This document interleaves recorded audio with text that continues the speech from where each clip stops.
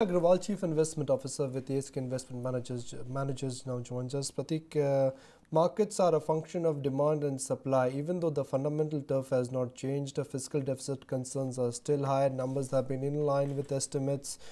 Commodity prices are high. The demand and supply equation has changed. Supply has dried up and demand has made a comeback. Why is that? I think to some extent it's being driven by the direction of the rupee. So in December you saw people sell in cash, maybe take exposure through futures, and now when rupee has started to strengthen, the reverse is happening. So that is creating a demand for stocks.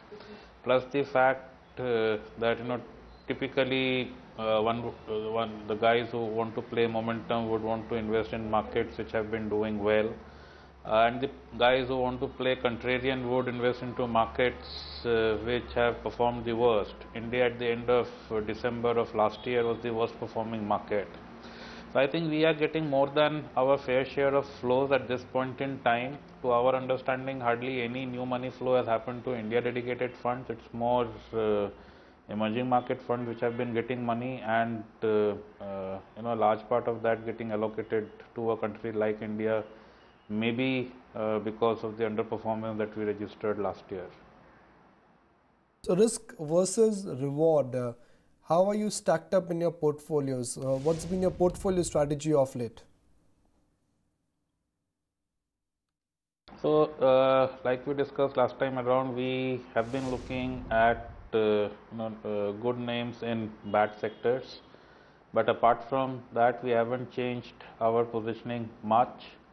While the good part, so-called good defensive part of the market, seemed to be doing well last year, but frankly, on a portfolio basis, even that part of the market actually delivered negative returns, and hence, in terms of upsides, even that part of the market offers upsides of over 20%.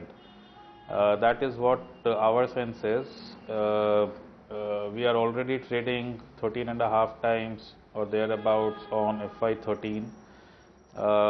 We were working with the index target of 19.5K at the end of the year. Already 10-12% of that is through.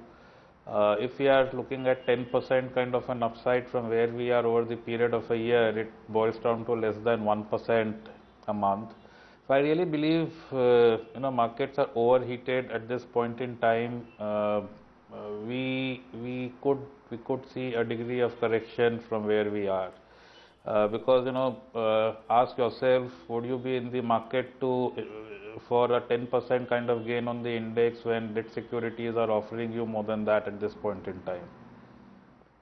Pratik, hi, morning. What do you think, or rather, how would you approach Coal India right now, given the fact that not just they've undertaken a wage hike on a net basis to the tune of about 4%, it's now about price cuts as well, which the street has really not liked?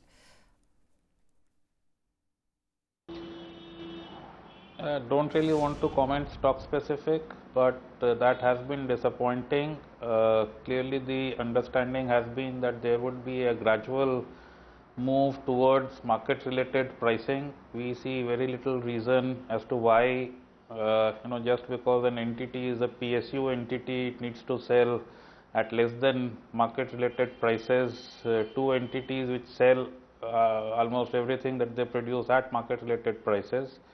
So this has come as a disappointment, but the value that the mineral sector in India offers is large.